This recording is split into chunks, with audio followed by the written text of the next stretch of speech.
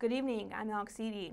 Bloomington Mayor John Hamilton's office released a proposal last week that would tighten restrictions on building height and density for future projects.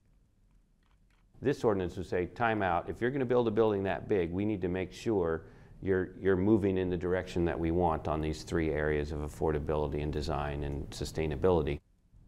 Buildings higher than 3 stories could still be allowed in downtown Bloomington under proposed changes to the city code.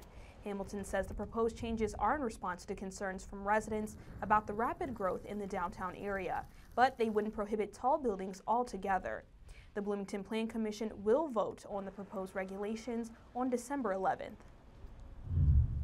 After a 2-to-1 vote, Tippecanoe County's needle exchange program will survive for at least 1 more year.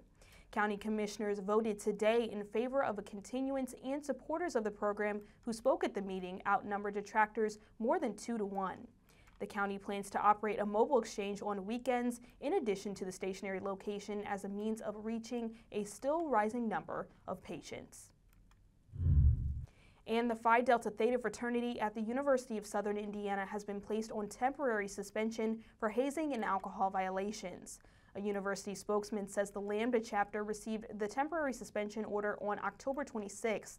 He says the suspension stems from the fraternity's violations of USI Student Behavior Code and its students' rights and responsibilities. Investigations into the fraternity by school officials are ongoing. A quick check of tonight's forecast: a low of 40 degrees and possible thunderstorms after 1 a.m. Moving ahead to the 5-day forecast, tomorrow 37, Wednesday mostly sunny and 40 degrees and a chance of snow into the end of the week. For more local news, go to WTIUnews.org.